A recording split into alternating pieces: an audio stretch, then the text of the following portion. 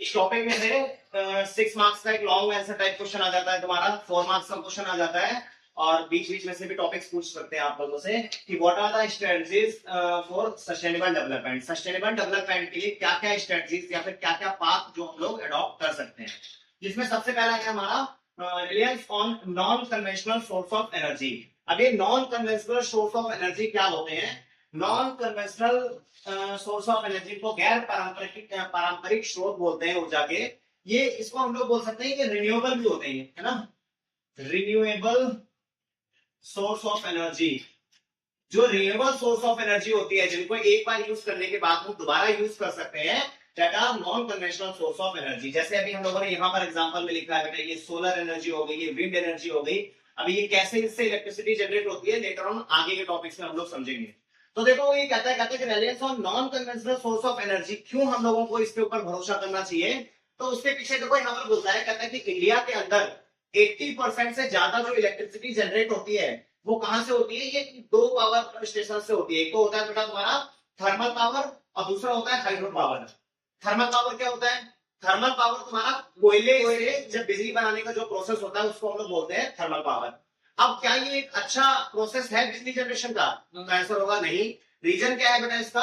कि जो thermal power generation है इससे बहुत ही ज्यादा क्या होता है? पोल्यूशन होता है। अब ये जो पोल्यूशन होगा ये कैसे होगा, क्यों होगा? क्योंकि देखो यहाँ पर इसके लिए हम लोग किसका यूज कर रहे हैं? कोल का यूज कर रहे हैं इस इलेक्ट्रिसिटी को जनरेट करने के लिए। कोल को हम लोग जलाते हैं, अभी प्रोसेस देखेंगे आगे। कोल को जलाया जाता है, कोल को जला करके हीट एमिट की जाती है, उस हीट एमिट करके हम लोग बिजली जनरेशन करते हैं। अब वो ये बोलता है, कहता है कि जब कोयला है, कोयला किस चीज का कंपाउंड है? किससे बना हुआ है कोयला? कार्बन डाइऑक्साइड से बना हुआ है। इसका मतलब while we burn coal it will emit CO2, ये कार्बन डाइऑक्साइड को एमिट करेगी। और carbon dioxide is the gas of, is the part of green house gases. बताया था ना आपको, ग्रीन हाउस गैसेस का पार्ट है कार्बन डाइऑक्साइड। तो कहीं ना कहीं ये क्या करेगा? क्लोरोफ्लोरोकार्बन को आगे जाकर के बढ़ाएगा, जिससे हमारे इकोनॉमी के अंदर जो टेम्परेचर होगा वो क्या हो जाएगा? राइज हो जाएगा। तो कार्बन डाइऑक्साइड हीट एमिट करती है, उसके साथ साथ एक तो इसमें कोल के यूज से कार्बन डाइऑक्साइड और हीट एमिट होगी, उसके साथ में जो इसकी राख होती है, जो ऐश होती है, वो क्या है? उसको हम लोग पानी में बहा देते हैं, तो उससे वाटर पोल्यूशन हो जाता है। प्लस ये धुएं के साथ में, इसका जब कोयले को जलाएंगे तो धुएं के साथ में कोयले की जो राख होती है वो उड़ करके एयर पोल्यूशन भी करती है। तो ये हर तरीके का पोल्यूशन कर रही है, जिसकी वजह से थर्मल जो पावर जनरेशन है वो अच्छा नहीं है। अगर हम सेकंड बात करते हैं बेटा हाइड्रो पावर की, तो हाइड्रो पावर का क्या मतलब हुआ? पानी से जब हम लोग क्या करते हैं? बिजली जनरेट करते हैं। तो पानी से जब बिजली जनरेट करते हैं उसके लिए हम लोग बांध बनाते हैं। अब बांध जब बनाएंगे हम लोग बेटा, तो ये एक रेगुलर फ्लो ऑफ वाटर को क्या कर देता है? रेस्ट्रिक्ट कर देता है। भाई एक नदी बह रही थी, उसके बीच में हम लोगों ने बांध लगा दिया, पानी जो बह रहा था उसका फ्लो खत्म हो गया और आसपास के एरिया में तराई या फिर जिसको हम लोग बोलते हैं लिक्विडिटी बहुत ज्यादा बढ़ जाती है। ठीक है, बांध जो होता है इसका यूज बेसिकली बाढ़ को रोकने के लिए किया जाता है, लेकिन आसपास के एरिया में जिस जहां पर बांध बना दिया गया वहां पर तुम्हारा जो जलीय जीवन होता है, जिसको हम लोग बोल सकते हैं कि वाटर बॉडीज जो होती है उसके अंदर जो जीव जंतु होते हैं वो पनप नहीं सकते, क्योंकि कभी उसका वाटर लेवल ऊपर कर दिया जाता है, कभी वाटर लेवल नीचे कर दिया जाता है, तो वहां का एनवायरमेंटल डिग्रेडेशन ऑटोमेटिकली हो जाता है।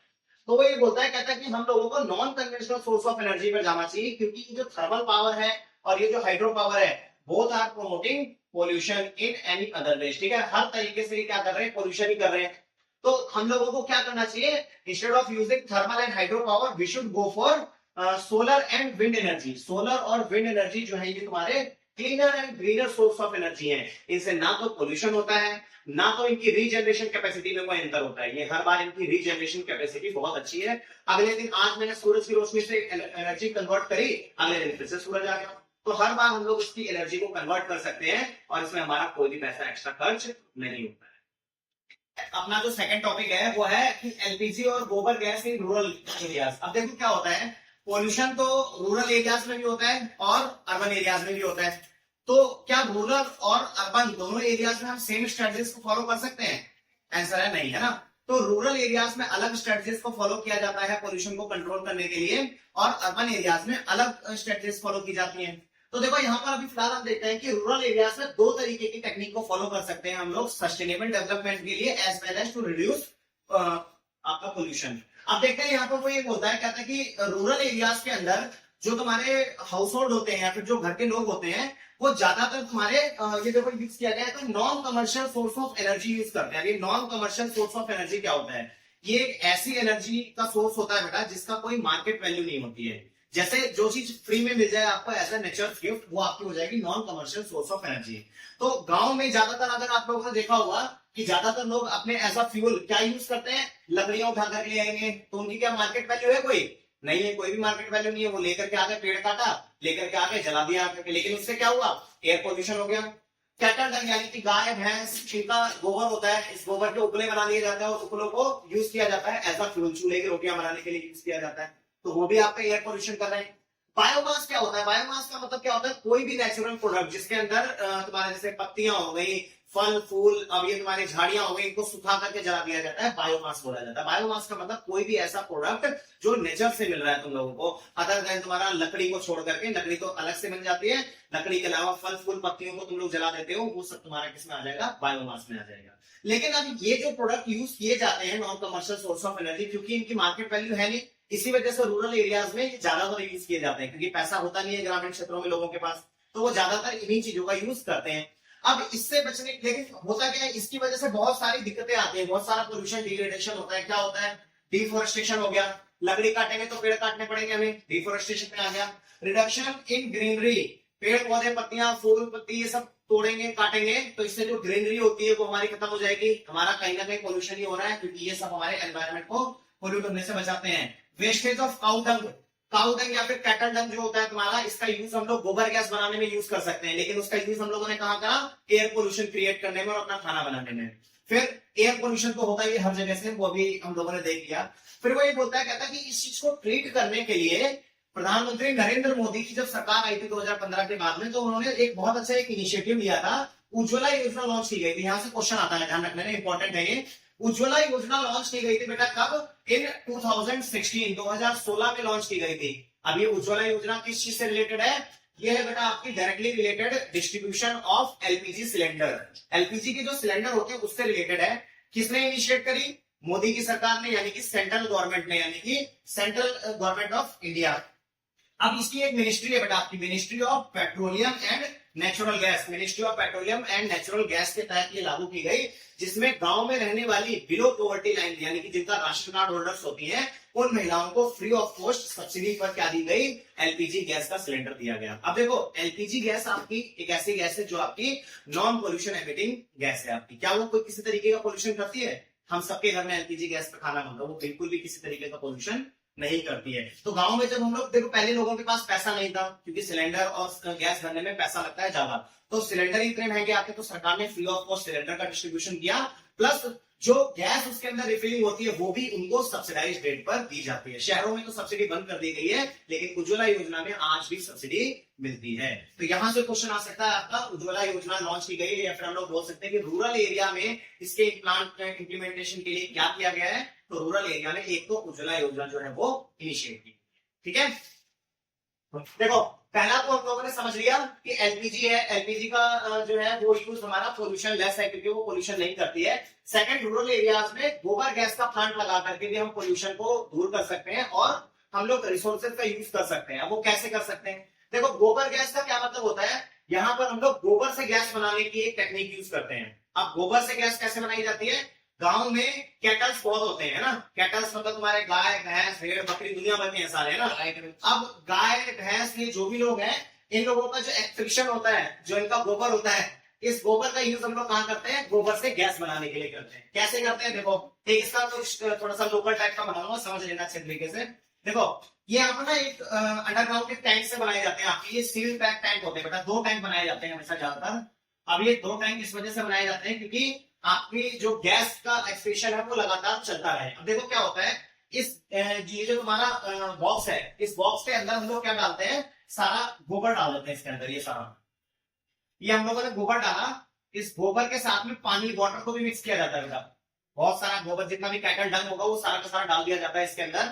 अब ये जब इसके साथ में पानी डाल देंगे, पानी डालने के बाद में इसको एक एयर टाइट कंटेनर के अंदर सील कर दिया जाता है।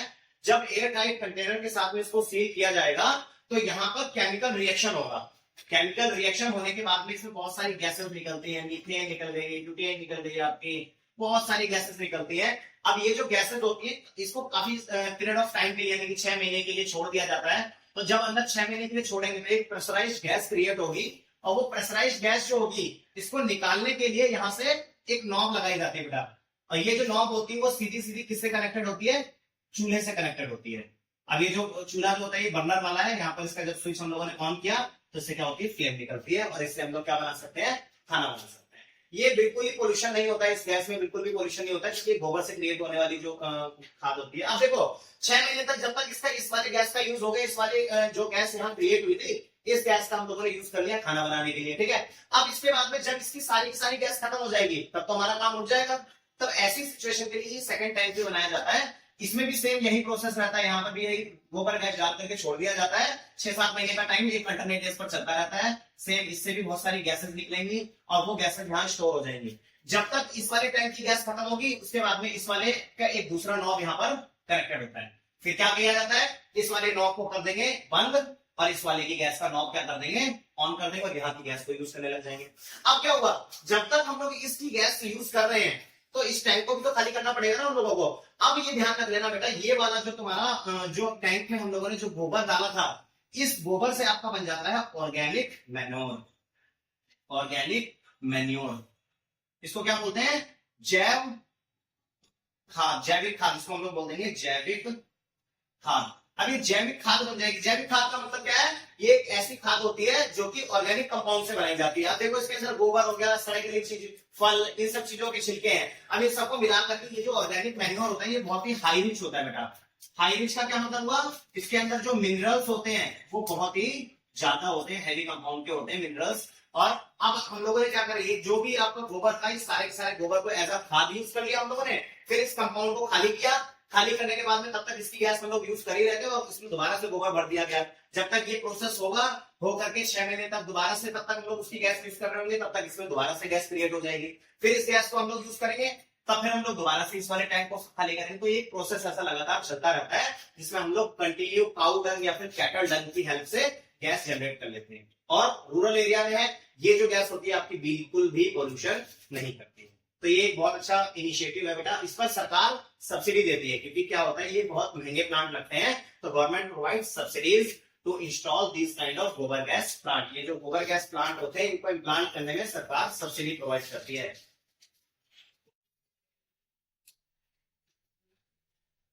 लास्ट क्लास में हम लोगों ने पढ़ा था कि रूरल एरियाज के अंदर किस तरीके से पोल्यूशन को कंट्रोल किया जा सकता है, लेकिन इस वाले टॉपिक में भी हम लोग पढ़ेंगे कि अर्बन एरियाज के अंदर किस तरीके से पोल्यूशन को कंट्रोल किया जा सकता है। इससे पहले जब हम लोगों ने एयर पोल्यूशन पढ़ा था तो वहां पर देखा था कि the most of pollution is being experienced bye vehicles, या फिर वेहिकुलर पोल्यूशन बहुत ज्यादा होता है अर्बन एरियाज में। अर्बन एरियाज में यानी कि शहरी क्षेत्रों में जहां बहुत सारे व्हीकल्स हैं, जितना ज्यादा व्हीकल होगा उतना ही ज्यादा एयर पोल्यूशन होगा। तो उससे बचने के लिए यहाँ पर क्या बोला जाता है, शहरों के अंदर हम लोग सीएनजी यानी कि कंप्रेस्ड नेचुरल गैस का एक हमारे पास का ऑप्शन है, विकल्प है, उसका यूज करके हम लोग रेगुलर पोल्यूशन को कम कर सकते हैं। इंस्टेड ऑफ यूजिंग पेट्रोल और diesel vehicle we should use CNG या फिर ईवीज को यूज करना चाहिए हमें। जब हम इस तरीके के व्हीकल्स को यूज करेंगे तो कंप्रेस्ड नेचुरल गैस पूरी तरीके से तुम्हारी एनवायरमेंट फ्रेंडली है, वो किसी भी तरीके का पोल्यूशन नहीं करती है। और सेम ऐसे ही इलेक्ट्रॉनिक व्हीकल जो हमारे हैं, इलेक्ट्रिक व्हीकल जो है हमारे, इलेक्ट्रिक व्हीकल्स भी हमारे किसी भी तरीके का पोल्यूशन एक्सक्रीट नहीं करते हैं। तो वो ये बोलता है, कहता है कि शहरों के अंदर most of the pollution vehicles की वजह से होता है, क्योंकि most of them are using petrol and diesel as a fuel. तो जब पेट्रोल और diesel as a fuel use करेंगे तो ये नेट एक्सक्रीट करते हैं as well as CO2 excrete करते हैं, तो जिसकी वजह से तुम्हारा क्या होता है, एनवायरमेंटल पोल्यूशन होता है। तो वो कहता है कि इसकी जगह पर हम लोगों को क्या यूज करना चाहिए, we should use CNG compressed natural gas use करनी चाहिए हम लोगों को। टोटली एनवायरमेंट फ्रेंडली गैस है, किसी भी तरीके का इसके अंदर पोल्यूशन नहीं होता है, ठीक है। सेम ऐसे ही गवर्नमेंट जो है वो आजकल ईवीज के ऊपर ज्यादा जोर दे रही है। इलेक्ट्रिक व्हीकल जो है ये पोल्यूशन एमिट नहीं करते हैं, सरकार इसके ऊपर सब्सिडी भी देती है, जितनी ज्यादा सब्सिडी दी जा रही है इसी वजह से, ताकि लोग प्रमोट हो ईवीज को यूज करने के लिए। अगला आ जाता है कि इस चीज के लिए ना सरकार ने बहुत सारी स्टेट गवर्नमेंट जो है उन लोगों ने भी एज अ पब्लिक ट्रांसपोर्ट अपनी कौन सी बसेस स्टार्ट की है, सीएनजी की बसेस स्टार्ट की है। जैसे दिल्ली के अंदर हो गई, हरियाणा के अंदर हो गई, राजस्थान हो गया, चंडीगढ़, ये सम ऑफ द स्टेट्स हैं जो as a public transport CNG buses use करती हैं, जिसकी वजह से पोल्यूशन बहुत कम होता है। सेम ऐसे जिन सिटीज के अंदर मेट्रो है, मेट्रो भी नॉन पोल्यूटेड पब्लिक ट्रांसपोर्ट है, ये सबसे लेस कार्बन एमिटिंग व्हीकल होता है जो as a public transport use किया जाता है। तो शहरों में बेटा हम लोग इस तरीके से कंट्रोल कर सकते हैं। अगला जो पॉइंट है आपका वो है विंड एनर्जी का। इससे पहले वाले टॉपिक में हम लोगों ने पढ़ा था कि विंड एनर्जी जो है आपकी बेटा वो non conventional source of energy है। अब ये non conventional source of energy क्या है? बहुत पुराने समय से हम लोगों को मिल रही है एज अ नेचर्स गिफ्ट। अभी नेचर्स गिफ्ट यानी कि अब हम लोग तो हवा नहीं बनाते हैं, नेचर की तरफ से हमको मिलती है। As well as non conventional source of energy होने के साथ में ये क्या है? रिन्यूएबल सोर्स ऑफ एनर्जी है। अब ये रिन्यूएबल सोर्स ऑफ एनर्जी का क्या मतलब हुआ? ऐसी एनर्जी जिसको एक बार यूज करने के बाद में वो दोबारा रीयूज की जा सके। मैंने अपनी बाइक के अंदर पेट्रोल भरवाया और वो पेट्रोल जब तक ही चलेगा जब तक उसकी मेरी बाइक की माइलेज जितनी रहेगी। मान करके चलो मेरी बाइक चलती है तुम्हारी एक बार टंकी फुल करवाने में 300 किलोमीटर, तो 300 किलोमीटर के बाद में पेट्रोल खत्म हो जाएगा। वो क्या दोबारा ऑटोमेटिक टंकी भर जाएगी? मेरी नहीं भरेगी, मेरे को उसके लिए रिफिलिंग करवानी पड़ेगी। लेकिन हवा और तुम्हारा थर्मल एनर्जी हो जाती है, ये तुम्हारी रीयूजेबल सोर्स ऑफ एनर्जी होती है। ये आज हम लोगों ने हवा और सूरज की रोशनी यूज कर ली, अगले दिन ये फिर से रीयूज के लिए तैयार होती है। तो ये ध्यान रख लेना बेटा, विंड एनर्जी जो होती है इससे किस तरीके से देखो, क्योंकि ये ना सबसे पहले greener and cleaner source of energy भी होते हैं। Greener and cleaner source of energy. अब बेटा ग्रीनर एंड क्लीनर का मतलब क्या हुआ? ये जो सोर्स ऑफ एनर्जी ये किसी भी तरीके का कोई एनवायरमेंट पोल्यूशन नहीं करती है while generating the energy from them. जब हम लोग इनसे एनर्जी जनरेट करते हैं किसी भी तरीके का कोई भी पोल्यूशन नहीं होता है, एनवायरमेंट ब्लॉक नहीं होता है, तो इसकी वजह से काफी ज्यादा सफिशियंट है। अब एक बार मैं आप लोगों को बता देता हूँ कि विंड एनर्जी से किस तरीके से इलेक्ट्रिसिटी जो है वो जनरेट की जाती है। देखो यहाँ पर मान करके चलते हैं, आप लोगों ने देखी होगी पवन चक्की, ये फिल्मों में ही देखी होगी, आप लोगों ने असलियत में देखने को बहुत कम चांसेस होते हैं दिखे आप लोगों को। ये देखो इस तरीके के कुछ ब्लेड्स होते हैं इसके बड़े बड़े, ये देखो। अब ये जो आपका पवन चक्की है, अब इसमें क्या होता है बेटा, यहाँ पर यहाँ से ये पवन चक्की बीच में से घूमती है। अब यहाँ पर ये लोग लगाते हैं बहुत बड़ी टरबाइन, यही इसी के साथ में टरबाइन फिट होती है। जब ये गोल गोल पवन चक्की जब ये घूमेगी तो इसके साथ साथ में ये टरबाइन भी घूमती है। टरबाइन के साथ में पावर ग्रिड लगा रहता है। जो ये जो हवा घूम रही है इस एनर्जी को हम लोग बोलते हैं बेटा काइनेटिक एनर्जी। इस काइनेटिक एनर्जी को ये किसके अंदर ट्रांसफॉर्म कर देते हैं बेटा? इलेक्ट्रिकल एनर्जी में। अब ये देखो, ये जो तुम्हारा यहाँ पर बॉक्स लगा हुआ है ये तुम्हारी इलेक्ट्रिकल एनर्जी में कन्वर्ट कर देगा। इसके बाद में ये जो एनर्जी होगी इसको बहुत सारे बड़े बड़े ये बिजली के खंभे होते हैं, इसकी तरफ से निकाल करके दूर दूर गांव में शहरों में भेज दिया जाता है। तो इस तरीके से तुम्हारा ये जो विंड एनर्जी होता है, यहाँ पर इस विंड एनर्जी ने किसी भी तरीके से एनवायरमेंट को पोल्यूट नहीं किया। आज हवा चल रही है तो आज एनर्जी बन रही है, आज हवा नहीं चली तो एनर्जी नहीं बनेगी, कल को दोबारा हवा चलेगी तो एनर्जी बनती रहेगी। और ये जो इसके पंख होते हैं ये बहुत ज्यादा बड़े होते हैं और बहुत ही ज्यादा हैवी इलेक्ट्रिसिटी ये लोग जनरेट करते हैं without disturbing any of the nature. अगला टॉपिक है सोलर एनर्जी। अब देखो बेटा, सोलर एनर्जी भी purely non polluted energy generation है। ध्यान रखना, ये बिल्कुल ही आपका नॉन पोल्यूटिव है। एज वेल एज ये क्या है? क्लीनर एंड ग्रीनर भी होगा, फिर रिन्यूएबल भी होगा,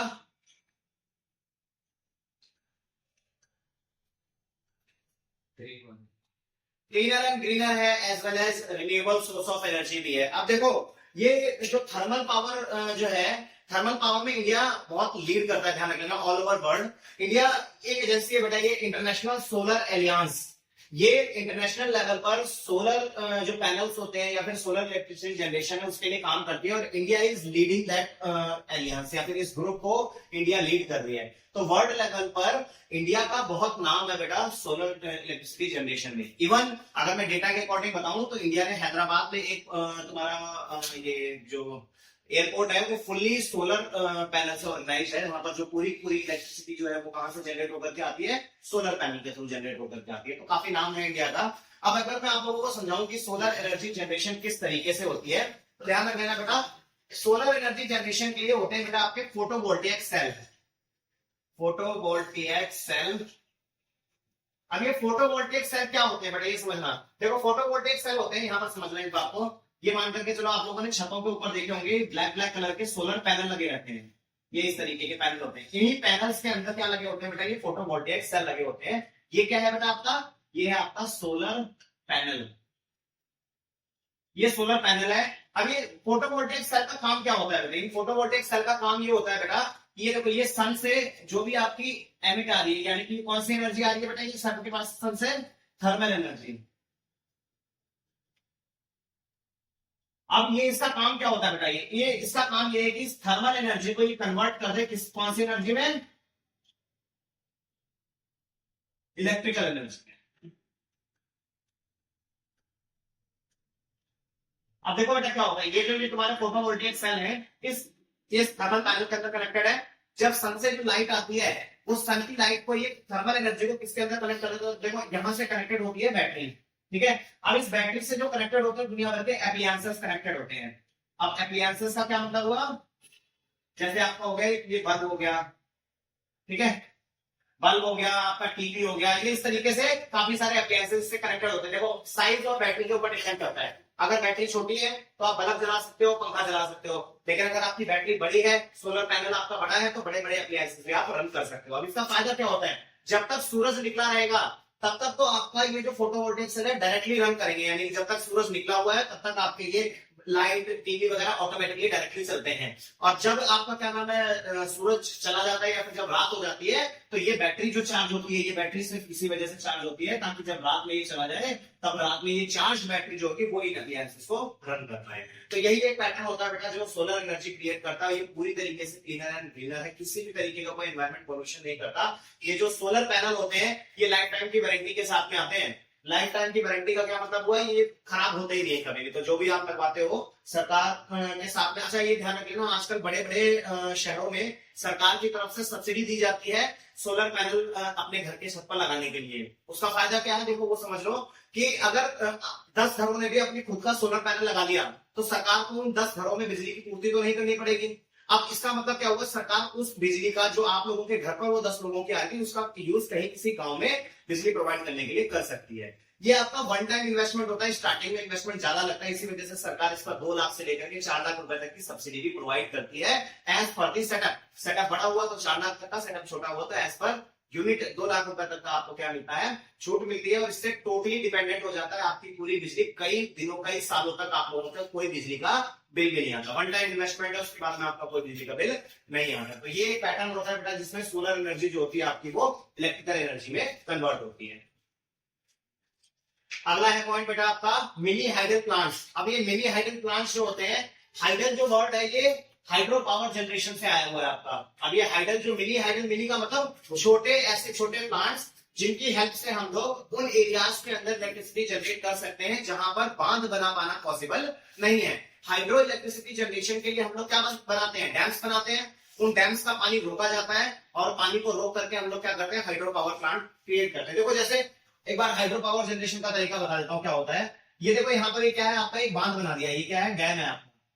अब क्या है, कोई एक नदी आ रही थी, यहाँ से बहती हुई आ रही थी। अब इन्होंने क्या करा, इसके दरवाजे जो है ये पहले यहाँ से होकर के निकल जा रहा था पानी, ठीक है, यहाँ ब्लॉकेज लगाया, यहाँ से होकर के पानी निकल जा रहा था। अब इन्होंने यहाँ पर ब्लॉकेज लगा दिया, तो जिसकी वजह से नदी का जो फ्लो होगा ये यहीं पर रुक जाएगा और यहाँ से थोड़ा थोड़ा करके पानी निकालते रहते हैं। इस तरीके से बांध जो है वो पानी के फ्लो को कंट्रोल करता है, ठीक है। जितना जरूरी होता है उतना पानी निकल के जाने दिया और बाकी उतने ही दरवाजे खोले जाते हैं जितना पानी हम लोगों को आगे छोड़ना है। अब देखो जब इसका लेवल धीरे धीरे करके बढ़ता चला जाएगा तो अब ये पानी काफी ऊपर पहुंच गया, तो यहाँ पर इसका यूज किया जाता है कहां पर, बिजली जनरेशन के लिए। कैसे, अब यहाँ के दरवाजे जो होंगे वो पानी के लिए खोल दिए जाएंगे और यहाँ से पानी गिरने लग जाएगा झरने के रूप में, जैसे झरने पे गिरता है। सेम यहाँ पर इन्होंने क्या लगा दी, टरबाइन लगा दी यहाँ पर। अब जैसे यहाँ पर पानी गिरेगा तो ये टरबाइन मूव होगी, बार बार हर बार टरबाइन मूव होगी तो यहाँ की मोटर को चलाएगी और ये जो मोटर होगी तुम्हारी ये किस चीज को जनरेट कर देगी, इलेक्ट्रिसिटी को जनरेट कर देगी।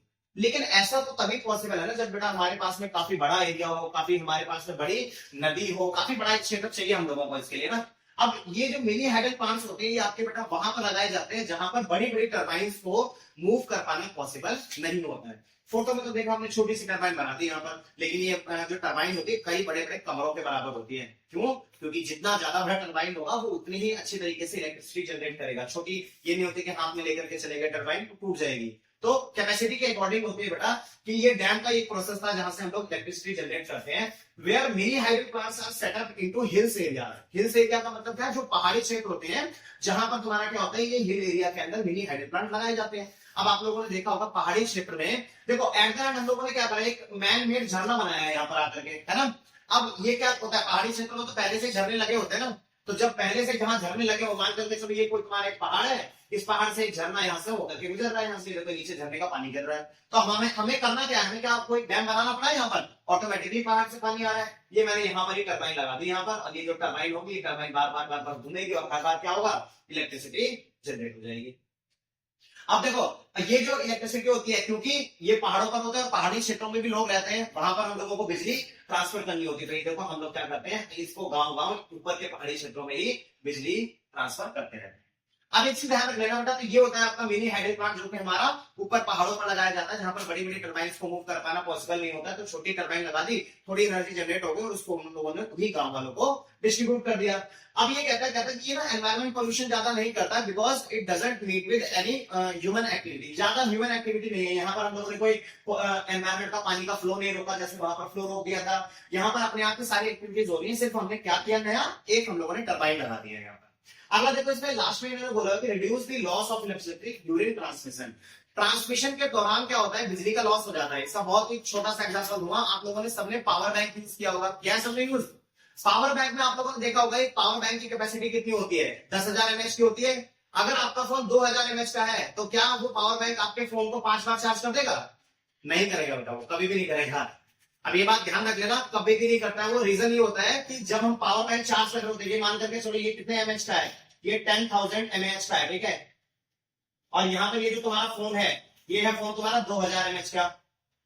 अब तुम कहो 2000 को 10 से डिवाइड करो, तुम्हारा 5 बार चार्ज करना चाहिए, लेकिन नहीं करता। ये मैक्सिमम आपका कितना 4 टाइम्स चार्ज करेगा। अब क्यों करेगा, एक टाइम की जो पावर जो 2000 mAh थी वो कहां चली गई, वो 2000 के mAh जब हम ये पावर बैंक से एक वायर लगा करके यहाँ पर ट्रांसफर करते हैं, तो ड्यूरिंग दी ट्रांसमिशन हमारा इलेक्ट्रिसिटी का लॉस होता है। ध्यान रख लेना, जितना लंबा वायर होगा इलेक्ट्रिसिटी का लॉस उतना ही ज्यादा होगा, जितना छोटा वायर होगा इलेक्ट्रिसिटी का लॉस उतना ही कम होगा। इसीलिए कभी आप लोगों ने ध्यान दिया कि पावर बैंक के साथ में हमेशा छोटी सी डेटा केबल क्यों देते हैं, कि वो इसी वजह से देते हैं ताकि ट्रांसमिशन जो लॉस है वो ट्रांसमिशन लॉस बच सके। तो इस चीज को ध्यान रख लेना। जब अब सोचो यहाँ पर पहाड़ पर हम लोगों को बिजली बनानी है, और ये हम लोगों ने यहाँ पर बनाए हुए, यहाँ कोई बांध बनाया था, इस बांध से पहले तो फिर कोई बिजली यहाँ पर पहाड़ों पर पहुंचानी पड़ेगी, फिर इस पहाड़ों से इस गाँव में, इस तरीके से इस गाँव में पहुंचानी पड़ेगी। तो सोचो यहाँ से यहाँ तक का इलेक्ट्रिसिटी ट्रांसमिशन का लॉस तो हुआ ना हमारा। अब अगर हम लोगों ने प्लांट ऊपर ही लगा दिया, तो डायरेक्ट हम लोगों का इलेक्ट्रिसिटी ट्रांसमिशन होगा, और हमारा ट्रांसमिशन का जो लॉस है वो नहीं हो पाएगा। उसको हम लोग संचालन की हानि बोलते हैं, तो वो लॉस हमारा नहीं होगा। सबको क्लियर है बेटा पॉइंट। अगला टॉपिक है बेटा आपका बायो कंपोस्टिंग। बायो कंपोस्टिंग होता क्या है बेटा, ये जैविक खाद होती है हमारी, जैविक खाद। अब क्या होता क्या है बेटा, जैविक खाद क्या क्या होता है, जैविक का मतलब क्या होता है, ये तुम्हारी ऑर्गेनिक तरीके से तैयार की हुई खाद होती है। अभी ऑर्गेनिक तरीके से खाद कैसे तैयार की जाती है, देखो अगर हम लोग अभी प्रेजेंट वर्ल्ड में अगर हम लोग बात करते हैं, तो we use lots of fertilisers, pesticides, weedicides. अब इन जितनी भी चीजों का हम लोग यूज कर रहे हैं उनके फल और सब्जियों के ऊपर, एक बात बताओ, इन सबका स्प्रे किया जाता है बेटा फल और सब्जियों के ऊपर।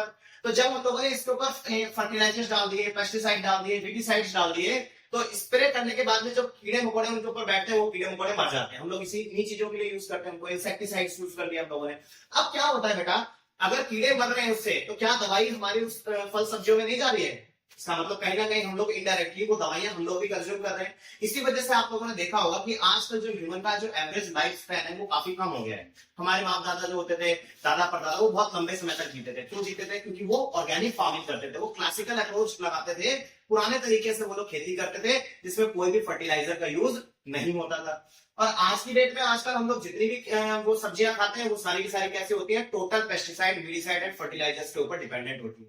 तो हम लोगों को एनरिच फूड तो नहीं मिलता है। शाम को लौकी इतनी छोटी सी थी, एक इंजेक्शन लगाया, सुबह करके इतनी बड़ी लौकी हो गई। तरबूज इतने बड़े बड़े हो गए, क्यों हो गए? वो सिर्फ केमिकल की वजह से उसको बड़ा किया गया। क्या उनके अंदर कोई भी क्वालिटी ऑफ फूड होगा? नहीं होगा। वो आपको कहीं ना कहीं क्या करेगा? बीमार करेगा बेटा। तो ध्यान रख लेना बेटा, ये बायो कंपोस्टिंग क्या होती है बेटा, फर्टिलाइजर्स, से नो टू फर्टिलाइजर्स, से नो टू पेस्टिसाइड्स, से नो टू इंसेक्टिसाइड्स, से नो टू वेडिसाइड्स। किसी भी तरीके का कोई केमिकल यूज नहीं करना है। और हम लोगों को क्या बनाना बेटा, ऑर्गेनिक मैन्योर बनाना है हम लोगों को। ऑर्गेनिक मैन्योर क्या होता है बेटा तुम्हारा, जैविक खाद जिसको हम लोग बोलते हैं। ये जैविक खाद कैसे बनाई जाती है बेटा, पेड़ों को, पेड़ पत्ते जो सड़े हुए होते हैं तुम्हारे, जो तुम्हारे फ्रूट्स होते हैं, वेजिटेबल्स होती हैं, या फिर गले सड़े जो पत्ते होते हैं, इन फसलों को हम लोग जमीन के अंदर दबा देते हैं। और इनको सड़ाने के लिए यूज भी किया जाता है किसका, अर्थवॉर्म्स का, केचुओं का यूज किया जाता है। आप लोगों ने देखा होगा बेटा, केचुए जो होते हैं वो सड़ी गई चीजें खाते हैं और साथ में मिट्टी खाते हैं। और मिट्टी खाने के बाद में जो एक्सक्रीशन करते हैं वो भी किसका होता है, मिट्टी का ही होता है। और वो जो मिट्टी होती है वो बहुत ज्यादा उपजाऊ होती है बेटा, ध्यान रख लेना। तो केचुओं का भी, अर्थवॉर्म्स का भी यूज किया जाता है इसके अंदर। और अर्थवॉर्म्स की हेल्प से क्या बनाया जाता है बेटा, आपका ऑर्गेनिक बायो कंपोस्ट बनाया जाता है। बायो कंपोस्ट का यूज अब क्या किया जाता है बेटा, ये ऑर्गेनिक खाद हो गई। अब अगर आप लोगों ने इसको उसमें डाला, किसी फसल में डाला, तो हम लोगों को किसी भी तरीके से हार्म नहीं करेगी।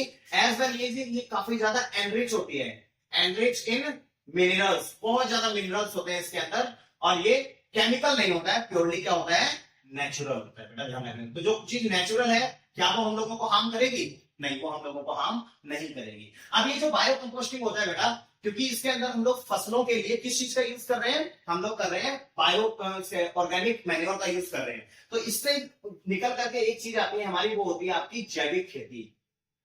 जैविक खेती ये बहुत ही इंपॉर्टेंट टॉपिक है, इसको हम लोग बोलते हैं बेटा ऑर्गेनिक फार्मिंग। ऑर्गेनिक फार्मिंग, और ऑर्गेनिक फार्मिंग यहां से क्वेश्चन दिया जाता है आपका 3 मार्क्स का, 4 मार्क्स का, कि ऑर्गेनिक फार्मिंग क्या सस्टेनेबल डेवलपमेंट को प्रमोट करती है। तो yes, it is directly promoting sustainable development. Reason क्या है, because it does not harm any of the environment. किसी भी तरीके का कोई भी एनवायरमेंट को हार्म ये नहीं करती है। जब एनवायरमेंट को हार्म नहीं करेगी तो ऑब्वियसली ये क्या है, सस्टेनेबल डेवलपमेंट को प्रमोट कर रही है। तो अभी होता क्या बेटा, जैविक खेती या फिर ऑर्गेनिक फार्मिंग क्या होती है। ऑर्गेनिक फार्मिंग बेटा आपकी ये वो टेक्निक होती है of farming where no pesticides और chemicals are being used for the production. यहाँ पर हम लोग यूज करेंगे सिर्फ और सिर्फ क्लासिकल अप्रोच को, जिस तरीके से मेरे परदादा दादा खेती करते थे, उसमें मैं किसी भी तरीके का कोई केमिकल यूज नहीं करूंगा। तो जब मैं केमिकल यूज नहीं करूंगा तो ऑब्वियसली मेरा प्रोडक्शन तो कम होगा, है ना, क्योंकि HYV सीड्स हो गए या फिर जो केमिकल फर्टिलाइजर्स हैं, ये सारे के सारे आपके क्रॉस ब्रीडेड है ना। तो इसकी वजह से प्रोडक्शन तो ज्यादा होता है, लेकिन उसमें क्वालिटी ऑफ फूड नहीं होता है। लेकिन वहां प्रोडक्शन कम तो होगा, लेकिन क्वालिटी ऑफ फूड जरूर होगा। तो ध्यान रखिएगा बेटा, ये ऑर्गेनिक फार्मिंग होती है बेटा, जिसके अंदर हम लोग क्लासिकल अप्रोच को यूज करते हुए ऑर्गेनिक फार्मिंग करते हैं, मतलब ऑर्गेनिक मैन्योर यूज करते हैं, जिससे जो हमारा फूड ग्रेन निकल करके आते हैं वो बहुत ही ज्यादा हैवी एनरिच होते हैं, जो हमारे शरीर के लिए स्वादिष्ट, सबसे पहली चीज तो स्वादिष्ट खाना होता है और हमारे शरीर के लिए बहुत ज्यादा लाभदायक होते हैं। ठीक है, तो मार्केट में मिलने वाली सब्जी से कभी भी आप लोगों ने देखा होगा, जो लोग गांव में जिन लोगों का घर होता है, जिनके पास में खेत एक्स्ट्रा है, तो वो लोग अपनी सब्जियां खुद की उगाते हैं, वो मार्केट से खरीद करके नहीं लाते। क्यों नहीं लेकर के आते हैं, क्योंकि उनको पता है कि मार्केट में किस तरीके की सब्जियां मिल रही हैं, तो वो लोग अपने लिए खुद की सब्जियां उगाते हैं। पालक हो गई, गोभी हो गई, लौकी हो गई, ये सब छोटे छोटे हिस्से में अपने पास उगा लेते हैं, वो ऑर्गेनिक फार्मिंग हो रहे हैं। इंडिया के अंदर अगर हम तो बात करें बेटा, ऑर्गेनिक फार्मिंग जो है उतना ज्यादा प्रमोट इस वजह से नहीं हो पाता है, क्योंकि इसकी एक तो सबसे पहले प्रोडक्शन कॉस्ट बहुत ज्यादा होती है ना। क्योंकि देखो, खेती के लिए अगर मेरे को ये खाद, ऑर्गेनिक खाद बनाना है, तो ये मिलती भी है मार्केट में ऑर्गेनिक खाद, लेकिन ये बहुत महंगी होती है बेटा। फिर क्योंकि इसके अंदर हम लोग HYV सीड्स का यूज नहीं कर रहे हैं, तो जो प्रोडक्शन होगा मेरा वो भी कम हो जाएगा। मेरा सेकंड रीजन प्रोडक्शन का हो गया। सेकंड, थर्ड आ जाता है बेटा कि जब इसकी प्रोडक्शन कॉस्ट बढ़ जाती है तो इसकी प्राइस भी ऑटोमेटिकली बढ़ जाएगी। क्या आप लोग मार्केट में जाओगे, एक जो तुम्हारा ये आलू है जो जैविक खेती से प्रोड्यूस हुआ है, वो तुम्हारा 40 रुपए का मिल रहा होगा, और एक जो नॉर्मल जो आलू है 10 रुपए का मिल रहा होगा। क्या आप लोग खरीदना पसंद करोगे? नहीं। India choose quantity over quality. India के अंदर क्वांटिटी ही चूज की जाती है ओवर क्वालिटी। तो इंडिया के अंदर इसकी इतनी डिमांड नहीं है, क्योंकि यहाँ पर most of the people are from middle class family, तो वो लोग ज्यादा 40 रुपए का आलू खरीद करके नहीं खाएंगे। लेकिन इंटरनेशनल अगर हम लोग बात करें, वर्ल्ड लेवल पर तुम्हारी ऑर्गेनिक फार्मिंग की बहुत डिमांड है। तो इवन यहाँ पर कुछ लोग जो है वो ग्रुप ऑफ पीपल मिल करके ऑर्गेनिक फार्मिंग करते हैं, ऐसा तुम्हारा कोऑपरेटिव फार्मिंग करते हैं और उसको विदेशों में भेज देते हैं, जहां पर जो पीपल है, जो लोग हैं वहां के, वो एक्स्ट्रा पैसा देने के लिए भी तैयार है, क्योंकि वो अपने हेल्थ के ऊपर काम, हेल्थ कॉन्शियस है। वो कहते हैं कि अगर मेरी जेब से एक्स्ट्रा पैसा जा रहा है तो जाए, लेकिन एटलीस्ट मेरा शरीर जो है वो तो एटलीस्ट फ्रेश है।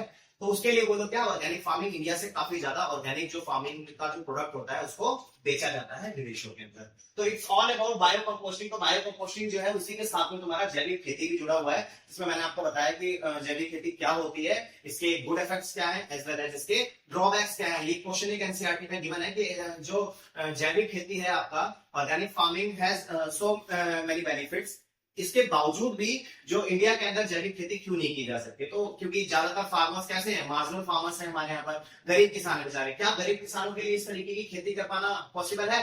प्रोडक्शन कॉस्ट इतनी ज्यादा है तो वो लोगों के लिए सक्सेसफुल नहीं होती है, इस वजह से हम लोग ज्यादातर नहीं कर पाते हैं ऑर्गेनिक। बायोपेस्ट कंट्रोल बेटा आपका क्या होता है? Biopest control is nothing but it is just related with pesticides and आपका insecticides. Most of the farmers जो होते हैं वो आपके कीटनाशक के रूप में पेस्टिसाइड्स और इंसेक्टिसाइड्स का यूज करते हैं। अभी अभी मैंने आप लोगों को बताया कि they have the adverse effect on human life. हमारे ऊपर क्या होता है? एडवर्स इफेक्ट होता है इसका। तो इससे बचने के लिए हम लोग क्या कर सकते हैं कि बायोपेस्ट कंट्रोल कर सकते हैं। बायोपेस्ट कंट्रोल का क्या मतलब? नेचुरल तरीका हम लोग अपना सकते हैं पेस्टिसाइड के लिए। तो नेचुरल तरीका क्या अपनाया जाता है? ये नीम होती है ना आपकी, नीम की जो लीव्स होती है, नीम की लीव्स को और इनकी जो गिलोरी होती है, जो इनका फ्रूट होता है जो छोटा सा होता है पीले पीले कलर का, इसकी पत्तियों को और फ्रूट्स को पानी के अंदर उबाल लिया जाता है। और पानी के अंदर उबालने के बाद भी इसको एक तुम्हारे पंप होता है स्प्रे वाला जो यहाँ पर लगे रहता है, ये इससे स्प्रे कर दिया जाता है वहां पर जाकर के। इसका फायदा ये होता है बेटा कि इससे तुम्हारा एनवायरमेंट हार्म नहीं होता है भाई। तुम्हारे उसके ऊपर जो कीट मकोड़े जो आकर के बैठेंगे वो मरेंगे भी नहीं और वो वहां से भाग भी जाएंगे और आपकी हेल्थ के ऊपर एडवर्स इफेक्ट भी नहीं पड़ेगा। तो वो ये एनवायरमेंट फ्रेंडली तरीका है बेटा पेस्ट को कंट्रोल करने का। ये पेस्ट सिस्टम होता है, ये क्या होता है? सीधा सीधा मैंने आपको बताया ये एनवायरमेंट फ्रेंडली है। एनवायरमेंट फ्रेंडली है, it does not harm any kind of environmental activity, किसी भी तरीके के एनवायरमेंटल एक्टिविटी को नहीं हार्म करता है और आपके फसल को भी बचा करके रखता है कीड़े मकोड़ों से, ठीक है। लेकिन ये इतना ज्यादा इफेक्टिव नहीं होता है बेटा, इसकी वजह से जैसे पेस्टिसाइड और वीडिसाइड का छिड़काव एक बार कर दिया काम खत्म हो जाता है। लेकिन ये तुम्हारा जो बायोपेस्ट कंट्रोल होता है इसके अंदर क्योंकि इतना ज्यादा इफेक्टिव नहीं है तो इसको हम लोगों को वीक बाय वीक हर बार हमेशा करना पड़ता है। तो नीम की पत्तियां गिलोय का पानी उबाल करके और इनका स्प्रे बार बार करना पड़ता है, जिसकी वजह से हमारा टाइम थोड़ा सा कंज्यूमिंग हो जाता है। लेकिन फार्मर्स के पास में टाइम होता है तो ये सस्टेनेबल तरीका है जो हमारे एनवायरमेंट को बिना पॉल्यूट किए तुम्हारा पेस्ट कंट्रोल भी कर सकता है।